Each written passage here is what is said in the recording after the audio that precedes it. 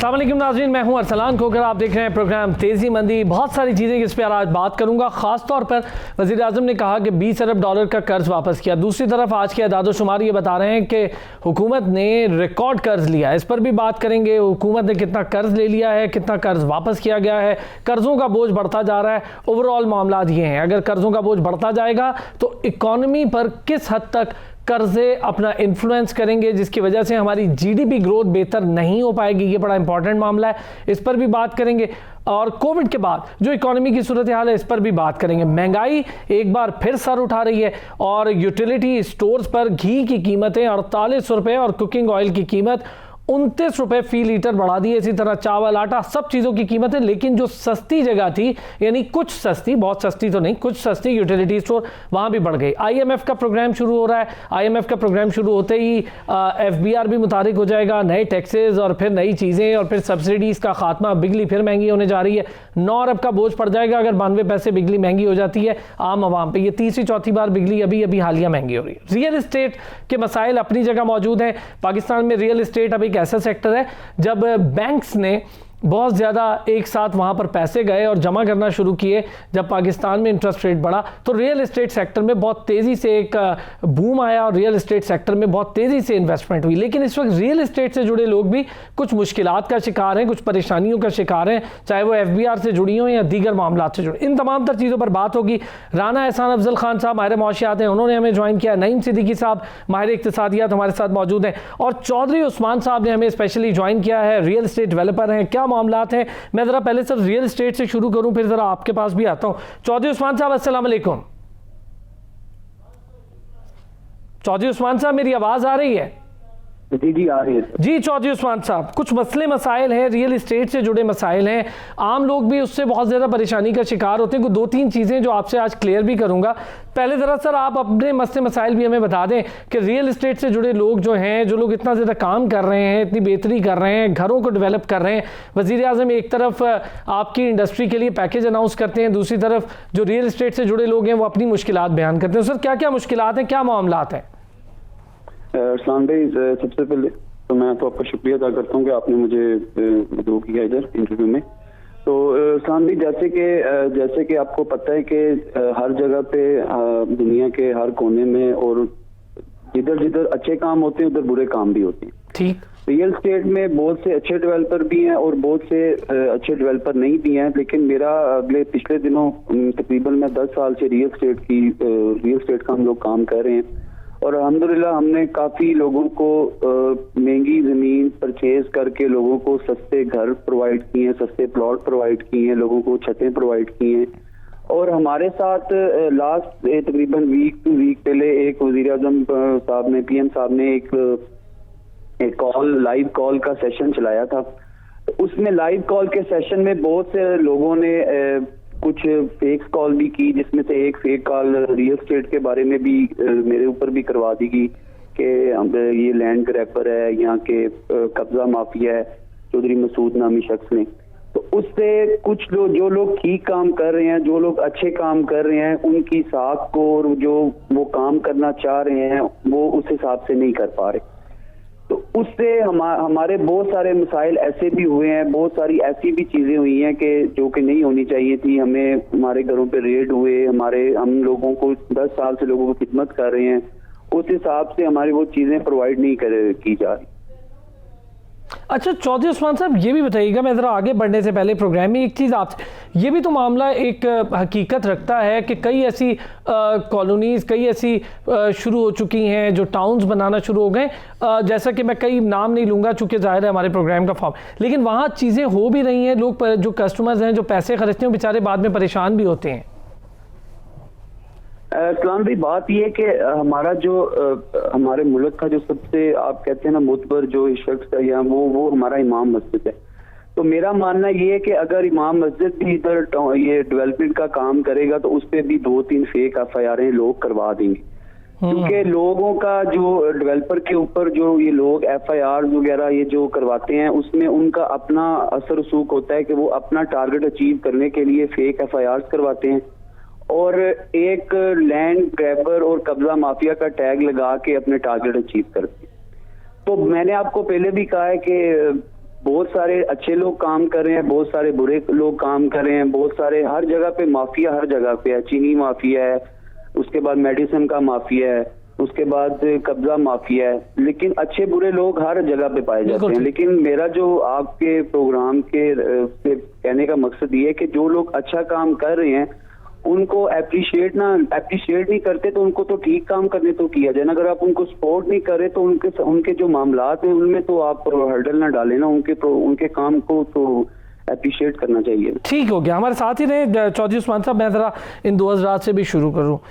नईम साहब, पहले ज़रा थोड़ी सी बात स्टॉक मार्केट की भी कर लेते हैं। मुझे बताएं, इतनी अच्छी चल रही है फिर भी लोग ये कह रहे हैं कि मोहतात तरीके से इन्वेस्टमेंट करें, क्यों? शुक्रिया खान साहब। स्टॉक मार्केट माशाल्लाह इस वक्त बहुत बेहतर जा रही है और जो इंडिकेटर्स हैं वो भी बड़े पॉजिटिव हैं। और मैं समझता हूँ कि इस करंट ईयर में अगर ये इकोनॉमिक इंडिकेटर थोड़े से, मतलब देखिए इकोनॉमिक इंडिकेटर्स में होप, अगर आपको थोड़ी सी होप मिल जाए ना, चीज़ें बेहतर हो जाएंगी। जैसे अभी अब IMF का प्रोग्राम सेटल हो गया, दोबारा शुरू हो गया।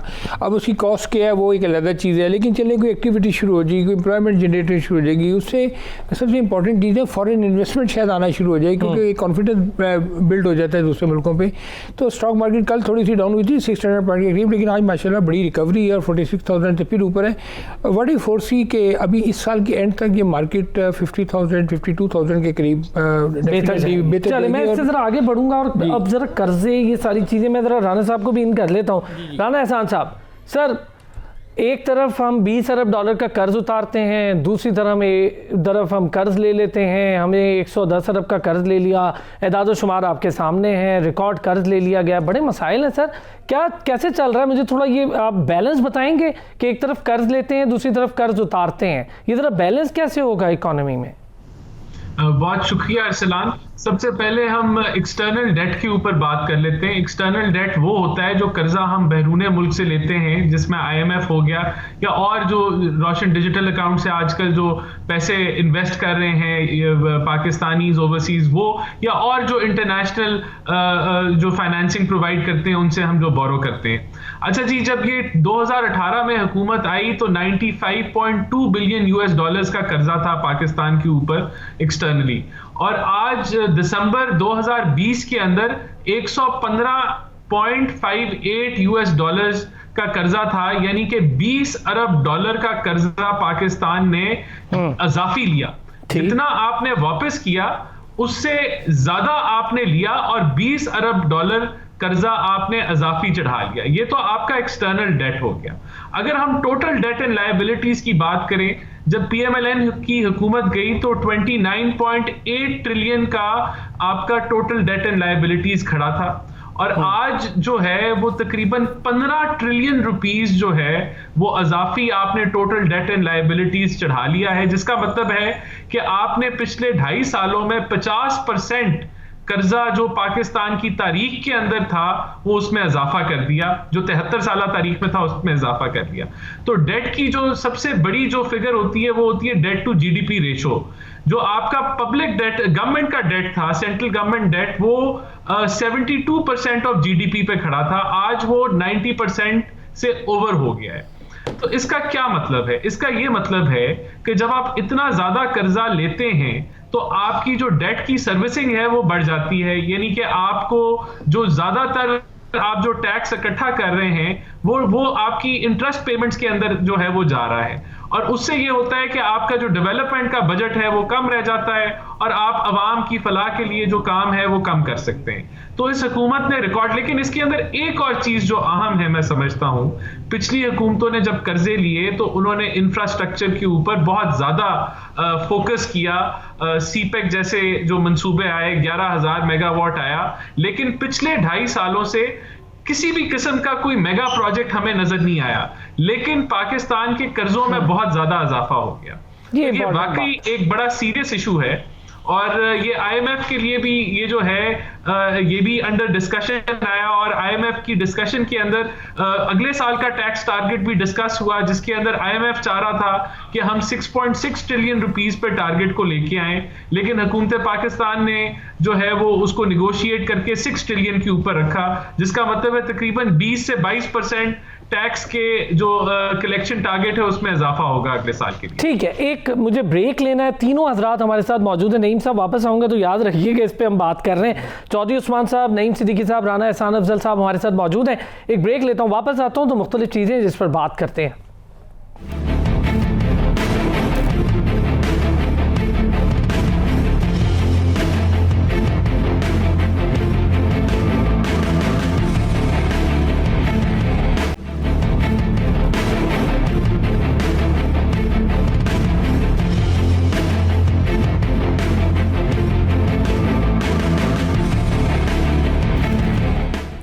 Welcome back. और जाने से पहले जो बात हो रही थी उस पर अब ज़रा मज़ीद बात करूंगा कि जीडीपी मुल्क की पैदावार के ओवरऑल जीडीपी के ऊपर 98.7% के करीब कर्ज़ों का बोझ बढ़ गया है। नईम साहब, बिल्कुल, कर्जे तो बहुत ज़्यादा हो गए। देखिए 2002 में जो लोकल कर्जा था वो तकरीबन 3200 अरब के करीब था, 3636 अरब।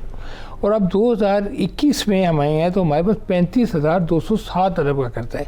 अच्छा, अब हम सारा टाइम इस पर कैलकुलेट करते रहते हैं कि हमने इतना कर्जा लिया और वो कर्जा गया कहाँ। ठीक, आपको बताया कि इस साल जो पाकिस्तान का हदफ था, FBR का हदफ था, वो 4,960 अरब इकट्ठा करना है, जो कि अभी तक पिछले 6 माह में इसमें सिर्फ 5% इजाफा हुआ है। तो अगले 6 माह में 40% इजाफी इनको कलेक्ट करना है। तो क्या ऐसा पॉसिबल है? अपेरेंटली तो नज़र आ रहा है कि मुश्किल है। और इसमें हमें ये नज़र आ रहा है कि शायद हम जो है इस साल पिछले साल हमारा 3,400 अरब का खसारा था और इस साल हमारा खसारा 4,000 अरब से ज़्यादा हो जाएगा। Revenue gap. फिर इसके अलावा हमारे सर्कुलर डेट्स हैं, फिर हमारी पब्लिक सेक्टर ऑर्गेनाइजेशन के अखराजात हैं। ये सारे वो मामलात हैं जिसको हम डेट फाइनेंसिंग कह रहे हैं, जो हमारी काउंटर प्रोडक्टिव जो इस वक्त हमारी अप्रोच है। और देखा जाए तो अगर इम्पॉर्टेंट चीज़ ये है कि अगर आपको नुकसान हो रहा है तो हुकूमत को इस वक्त प्लानिंग ये करनी चाहिए कि हम अपने नुकसान को कमाना कैसे है, बजाय इसके कि आप लकीर पीटते रहें। आप ये कहते रहे कि पिछली हुकूमतों ने ये कर दिया, हमें पिछली हुकूमत। अब आज भी उमर अयूब साहब तकरीर कर रहे थे तो यही कहने की कोशिश कर रहे थे कि जो भी नुकसान है पिछली हुकूमतों की वजह से हुआ है। तो भाई अब आप लोग जो बैठे हो, आप दानश्वर भी हो, इकोनॉमिस्ट भी हो, सियासतदान भी हो, ब्यूरोक्रेट्स भी हो, तो अब देखिए नवंबर में हमारी एक्सपोर्ट बढ़ी, या उसके बाद हमारी दिसंबर में बढ़ी, लेकिन जनवरी में हमारी डिक्रीज भी हुई।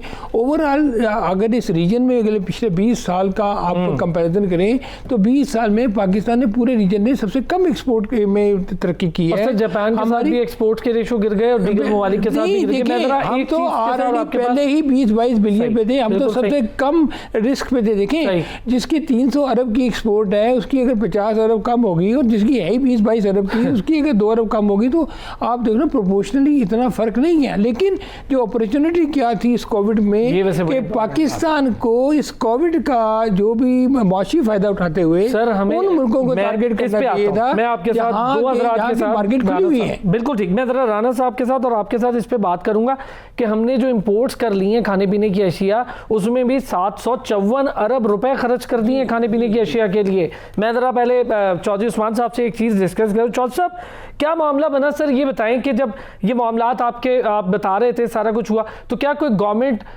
मशीनरी से कोई बात हुई आप लोगों की, कोई इस पे आगे मामलात बढ़े हैं? और फिर जो टैक्सेस की एक भरमार है रियल एस्टेट सेक्टर पर, जरा उसके हवाले से भी हमें बता दीजिएगा। चौधरी उस्मान साहब। जी कामरान भाई। जी कहिएगा। जी कामरान भाई, मैंने आपको ये बताना था कि जो रियल एस्टेट है ना, ये हमारी लोकल जो इकोनॉमी है ना उसमें सबसे ज्यादा कंट्रीब्यूट यही कर रही है अभी तक।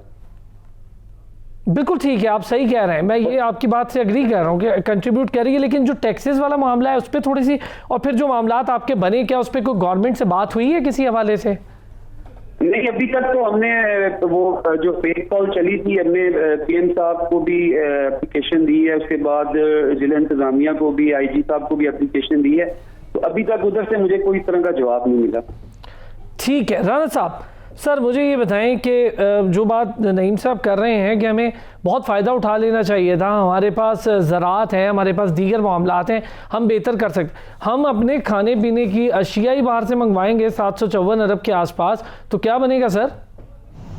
देखिए सही, वो उनकी सारी बातें ठीक हैं। हमने पिछले 2 सालों में देखा कि शुगर जो है, जो हम लोग एक्सपोर्ट करते थे, पिछले 2 सालों से कंसेक्यूटिवली हम इंपोर्ट कर रहे हैं। आटा जो कि हमने कभी भी, जिसको जो है वो शायद कोई 50 साल पहले हमें इंपोर्ट करने की जरूरत पड़ी हो, उसको आज हम लोग जो हैं वो भी दूसरे साल में भी जो है इंपोर्ट कर रहे हैं। इसी तरह कॉटन, जिसकी 12 मिलियन बेल्स की प्रोडक्शन थी आपकी 2018 में, इस साल 5 से 6 मिलियन बेल्स की प्रोडक्शन हो रही है और मैसिव शॉर्टफॉल है कॉटन के अंदर, और आपको लगभग $3 बिलियन की कॉटन भी जो है वो इंपोर्ट करनी पड़ी है। तो यहां अगर बेसिक मैनेजमेंट हुकूमत अपने कंट्रोल्स बेहतर कर ले तो काफी इंपोर्ट बिल जो है वो कम किया जा सकता है। यहां आप इस चीज का भी जहन में ख्याल रखें कि जो पिछला पूरा साल गुजरा है उसमें कोरोना ने आपके करंट अकाउंट डेफिसिट को बहुत ज्यादा सपोर्ट किया है। अभी तो इंपोर्ट बिल आपका जो पेट्रोलियम प्रोडक्ट्स थे वो $40 के एवरेज रही है पिछले साल 2020 के अंदर, पूरे साल के अंदर। तो जो 30% आपका इंपोर्ट बिल है वो पेट्रोलियम प्रोडक्ट्स का होता है, तो वहां से आपको खातर ख्वाह रिलीफ मिली है। LNG की इंपोर्ट में आपको रिलीफ मिली है कि अब ये दोबारा जब ये आलमी मंडी में इनकी डिमांड, जब इकोनॉमीज पिकअप कर रही हैं और डिमांड पेट्रोलियम प्रोडक्ट्स की बढ़ रही है, तो अब ये आपका फिर इंपोर्ट बिल के ऊपर प्रेशर आएगा। हुकूमत ने तो बड़ा क्लेम किया कि हमने करंट अकाउंट डेफिसिट को सरप्लस कर दिया है और डेफिसिट नहीं रहा, लेकिन इसके अंदर इंपोर्ट्स कोरोना की वजह से और ओवरऑल आपकी इंडस्ट्री के शटडाउन होने की वजह से आपका करंट अकाउंट डेफिसिट जो है वो सरप्लस में तब्दील हो गया। लेकिन और आपको रिमिटेंसेस जो है वो बहुत बड़ी सपोर्ट रही है हुकूमत की, रिमिटेंसेस बढ़ी हैं और लगातार बढ़ी हैं और 2 बिलियन से अबव जा रही हैं इस फाइनेंशियल ईयर के अंदर। तो ये सारे मामला जो हैं, अभी जब इकोनॉमिक आपकी रिकवरी में जाता है तो फिर से आपका करंट अकाउंट डेफिसिट बढ़ गया है और बढ़ता चला जाएगा, क्योंकि आपकी एक्सपोर्ट्स में आज के दिन भी, अभी फरवरी खत्म होने लगा है, लेकिन आप लोग $25 बिलियन के मार्क के करीब पहुंचेंगे। वही हमारी एक्सपोर्ट्स हैं पिछले 7-8 सालों से 20 से 25 अरब के अंदर, यहां कोई खातर ख्वाह इजाफा नहीं हो सका। और यही हमारा प्रॉब्लम है कि देखें आपको बोरोइंग कब करनी पड़ती है। एक आपका जब करंट अकाउंट डेफिसिट हो तो आपको एक्सटर्नल डेट लेना पड़ता है, और एक जब हुकूमत का फिस्कल डेफिसिट हो तो आपको इंटरनली बोरोइंग करनी पड़ती है। दोनों मैदानों में हम लोग बदकिस्मती से बहुत बुरा खेल रहे हैं। आपका फिस्कल डेफिसिट भी रिकॉर्ड जा रहा है और आपका जो करंट अकाउंट डेफिसिट है वो थोड़ा बेहतर है इस दफा, लेकिन आगे आने वाले दिनों में उस पर भी प्रेशर होगा। ठीक है, एक छोटा सा ब्रेक लेता हूं मैं, ज़रा ब्रेक से वापस आता हूं तो नईम साहब और बाकी जो दोस्त हैं उनसे ये बात ज़रा करके देखते हैं कि हम अपने जो डेफिसिट्स की बात करते हैं उसमें एक बड़ी वजह शायद ये भी है कि किसी तरफ कोई पॉलिसी दिखाई नहीं दे रही, ख़ासतौर पर तिजारती पॉलिसी का ना होना एक बहुत बड़ा प्रेशर क्रिएट कर रहा है हमारे मुल्क और इसकी इकॉनमी पर। क्या ये मामला दुरुस्त है या फिर ये मेरा ही ख्याल है? सिर्फ इस पर बात करते हैं, वापस आकर।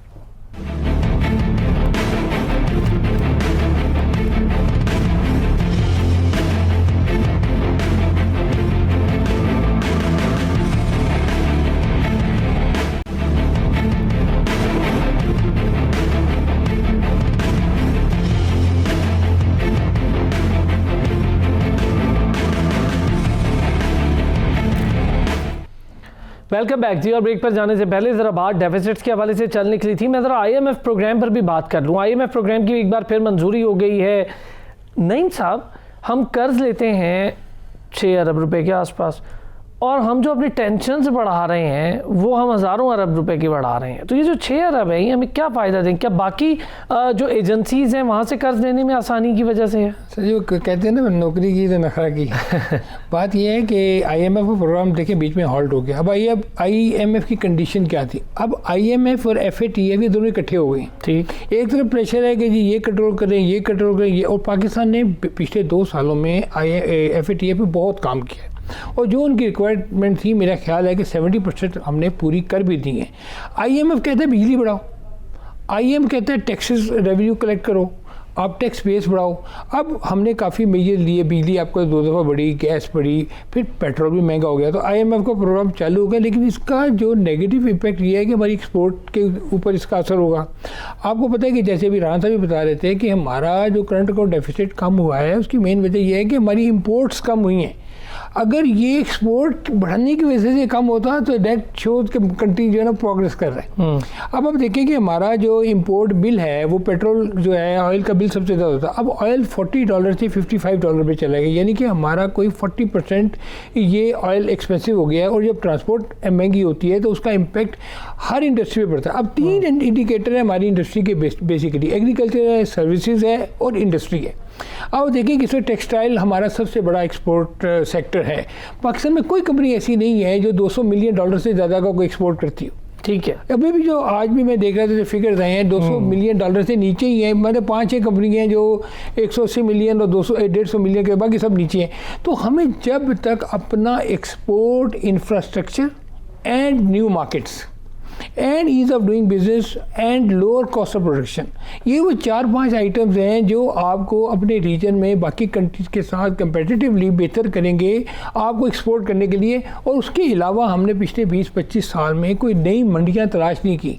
हम वही यूरोप और अमेरिका हम इवन मिडल ईस्ट, अफ्रीका और लैटिन अमेरिकन कंट्रीज को भी टच नहीं कर सकते। बिल्कुल ठीक। मैं ज़रा राना साहब अग्री करते हैं बहुत सारी चीज़ें जो नईम साहब कह रहे हैं, फिर इसके साथ ज़रा सा ऐड भी कर लूँ कि IMF प्रोग्राम के स्टार्ट होने के साथ साथ नई शराइत भी आएंगी। मैं नईम साहब से बिल्कुल एग्री करता हूं।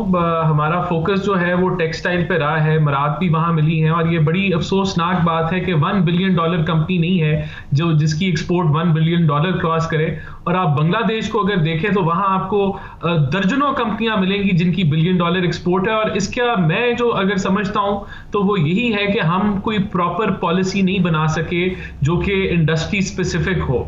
देखें, हमें फोकस करना चाहिए है वैल्यू एडेड के ऊपर। हम अगर अपना जो है वो धागा ही एक्सपोर्ट कर दें या अपना कपड़ा, सादा कपड़ा एक्सपोर्ट कर दें तो हमें वो वैल्यू नहीं मिलेगी कि जो हम फिनिश प्रोडक्ट को, जो एंड प्रोडक्ट है, जिस तरह आपका जो हौजरी है वहां अगर उसकी स्पेसिफिक आपकी पॉलिसी बने तो वहां वैल्यू एडिशन में आपको जो है वो ज्यादा बेहतरी मिलेगी। और हमने बाकी सेक्टर्स को उस तरीके से नहीं उठाया। जहां तक आपने IMF की बात की तो IMF ने डेफिनेटली, देखें, सबसे पहली नेगोशिएशन तो हुकूमत ने ये की कि जो अभी का टैक्स का हदफ है 4.96 ट्रिलियन का, उसको हुकूमत चाह रही थी कि वो कम करके 500 अरब 4.5 ट्रिलियन पे ले आए। लेकिन IMF इससे एग्री नहीं किया और अब मेरे ख्याल से 4.7 ट्रिलियन पे रिवाइज्ड आपका जो है वो फिस्कल टारगेट है, FPR का टारगेट है रेवेन्यू कलेक्शन का। इसी तरह जो IMF के साथ आपकी निगोशिएशन हुई वो अगले साल की टारगेट के ऊपर हुई, जिसमें IMF आपको कह रहा था कि आप 6.6 ट्रिलियन जो है वो टैक्स का हदफ रखें।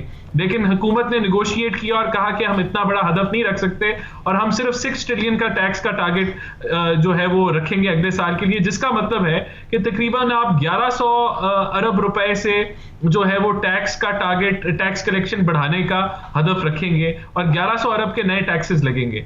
तो अगर तो हुकूमत ने उसी तरह चलती रही जिस तरह पहले चलती रही है तो इसका मतलब है कि ये टैक्स भी जो ऑलरेडी टैक्स फाइलर्स हैं उन्हीं पे बोझ पड़ेगा। लेकिन अगर कोई टैक्स रिफॉर्म्स आई और नए जो बड़े बड़े सेक्टर्स हैं, जिस तरह आपका पूरा पाकिस्तान के अंदर जो ट्रेडर है वो टैक्स नेट से बाहर है, उसको अगर आप इसमें शामिल कर लें टैक्स नेट में तो फिर आप टैक्स बेस को बढ़ा सकेंगे। लेकिन अभी तक तो मैं समझता हूं कि किसी भी किस्म की टैक्स रिफॉर्म्स नहीं हो सकी, बल्कि एक बड़ा हिस्टोरिक फेलियर रहा है हुकूमत का टैक्स कलेक्शन को बढ़ाने में जो पिछले दो साल गुजरे। ठीक है, चले मैं जरा एक चौधरी उस्मान साहब, सर वो जो टेलीफोन वाला मामला था, क्या उस पर कोई बात आगे बढ़ी है?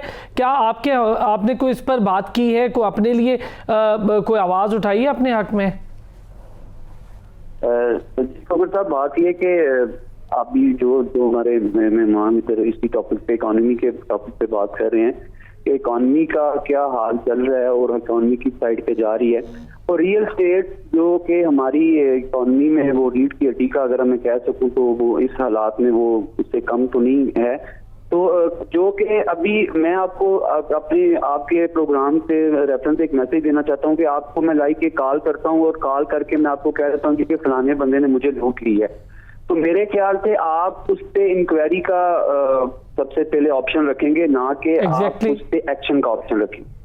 तो मेरा सिर्फ ये जो पिछले वीक टू वीक पहले PM साहब ने एक बहुत अच्छी पॉलिसी एक मुतारफ करवाई है कि जो कॉल्स करके जो उनके मसले लोगों के हल नहीं हो रहे उनको फौरी तौर पे हल किया जाए।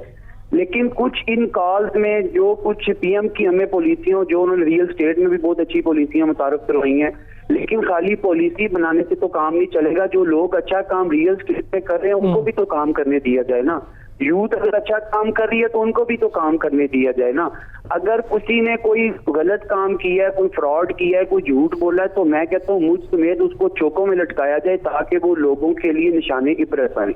लेकिन जो ठीक काम कर रहे हैं, जो कि इकोनॉमी को, जो कि रियासत का लोगों को जॉब दे रहे हैं, रियासत का हम जैसे हजारों लोगों ने बोझ उठाया हुआ है, तो उनको जो रियासत है उसको सपोर्ट करे, ना कि ऐसी पॉलिसियां बनती रहती हैं, लेकिन पॉलिसी जो बंदे काम कर रहे हैं उनके लिए भी तो आसानियां पैदा की जाए ना।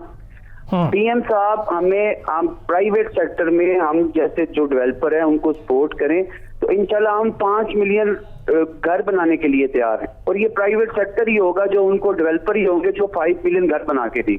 बिल्कुल ठीक है, ये उनकी पॉलिसी का हिस्सा भी है चौधरी उस्मान साहब के पास। हमें घर बनाने के लिए जाहिर है प्राइवेट डेवलपर्स की ज़रूरत है। नईम साहब, बिजली बढ़ रही है, कीमत फिर 92 पैसे बढ़ा देंगे, इम्कान यही है, और इम्कान के आसपास बढ़ भी जाती है हमेशा से। देख, पेट्रोल बढ़ रहा है, बिजली बढ़ी, यूटिलिटी स्टोर पर अभी थोड़ी देर पहले मैंने कहा कि ये एक महंगाई का सैलाब तो है, लेकिन सर ये इंडस्ट्री के लिए कितना बड़ा डैमेज है। पहले गैस नहीं मिलती, बिजली की कीमत बढ़ती है, आप एक्सपोर्ट की बात करते हैं, अगर आप कॉस्ट इफेक्टिव प्रोडक्ट नहीं बनाएंगे तो कैसे एक्सपोर्ट करें? देखिए जी, बिल्कुल जैसे मैंने पहले भी कहा कि अभी इन्फ्लेशन जो है वो 7 to 8% के दरमियान है, ठीक है, अफराते दर।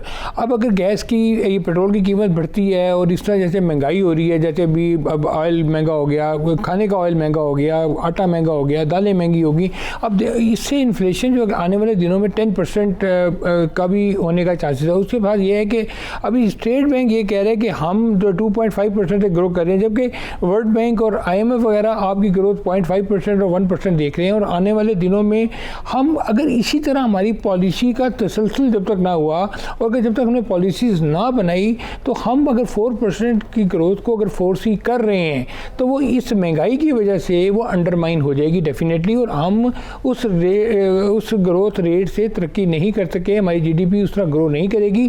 और ख़ास तौर पर हमने देखा कि कोविड की वजह से 2 करोड़ अनएम्प्लॉयमेंट हुई।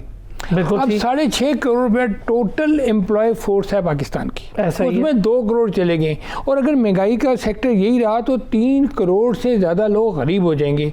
तो हम अपने इंटरनल मसाइल की वजह से, इंटरनल फाइनेंशियल जो वीकनेस है उसकी वजह से हमें बहुत ज़्यादा नुकसान होगा। जैसे मैंने पहले भी कहा कि हमारे पास कोई ऑप्शन नहीं है। ये फॉरेन रेमिटेंसेस ने हमें बिल्कुल बचाया है, हमें $2 बिलियन पर मंथ से ज़्यादा ये, लेकिन ये ज़्यादा खुश होने की इसमें ज़रूरत नहीं है। हमें $5 बिलियन पर मंथ एक्सपोर्ट का टारगेट जब तक हम पूरी नहीं करेंगे, यानी आपका मतलब है कि हम अपने टैक्सेस पर रिलाई तो बहुत करते हैं, लेकिन हम अपने एक्सपोर्ट पे उस तरह रिलाई नहीं करते। Tax is the dividend of economy. अगर इकोनॉमी मूव करेगी तो टैक्स मिलेगा ना। अगर आप डिविडेंड ऑफ इकोनॉमी, ये बात दुरुस्त, बड़ी जबरदस्त। मैं राना साहब, सर सही बात है कि टैक्स तो डिविडेंड है इकोनॉमी का, लेकिन हम रिलाई हमें जिस चीज़ पे करना चाहिए वो एक्सपोर्ट है। मैं चाहूँगा शॉर्ट सा एक वर्ड हो जाए, फिर मैं ज़रा इसके बाद क्लोजिंग की तरफ जाऊँगा। राना साहब,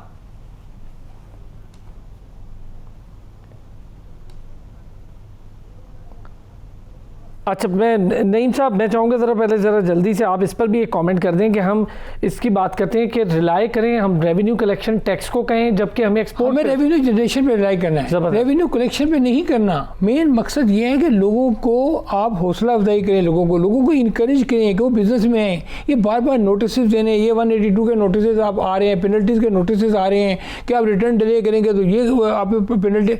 और भाई आपने जब मुख्तलिफ सेक्टर को एमनेस्टी दे रहे हैं तो आप इस सेक्टर में भी आएँ और थोड़ा सा रियलिस्टिक होकर सोचें। अब हमारे पास इतना टाइम नहीं है। मैं एज अ बिजनेसमैन भी आपको ये कहता हूँ कि बहुत मुश्किल हालात हैं, FBR की वजह से लोग बहुत तंग हैं, और ख़ास तौर पे इस वक्त जो वही इसके रिफॉर्म्स क्यों नहीं हो सके अब तक? मुझे ये बताएं, आप चेंबर ऑफ कॉमर्स को भी रिप्रेजेंट करते हैं ना, चेंबर ऑफ कॉमर्स इस्लामाबाद से आप बिल्कुल, मुझे बताएं कितनी बार आप लोग, बहुत दफ़ा हमारे प्रेसिडेंट साहब ने भी कहा, बहुत दफ़ा FBR से मीटिंग्स भी हुई, लेकिन वहाँ कल्चर इस किस्म का है, वो चेंज होने का नाम ही नहीं ले रहा। और उनको भी इस बात का एहसास होना चाहिए कि आने वाले वक्त में हमने जब तक डिजिटलाइजेशन नहीं की, हमने सिस्टम को वन विंडो नहीं किया, लोगों में कॉन्फिडेंस डेवलप नहीं किया, रेवेन्यू जनरेशन की तरफ नहीं गए, ईज ऑफ डूइंग बिजनेस की तरफ नहीं गए, लोगों को फैसिलिटेट नहीं किया, उनको सर ये आपने इतनी सारी मुझे बातें मुझे बताएं कितनी बार मीटिंग हुई? सर ये बहुत मीटिंगें होती हैं, उनको भी पता है मसला क्या है। लेकिन बहुत बहुत शुक्रिया राना एहसान अफजल खान साहब, माहिर मौशियात हमारे साथ, नईम सिद्दीकी साहब माहिर इक्तिसादियात, चौधरी उस्मान साहब रियल एस्टेट डेवलपर। बहुत शुक्रिया आप तीनों हज़रात का। फिर होगी आपसे मुलाकात, अपना ख्याल रखिएगा।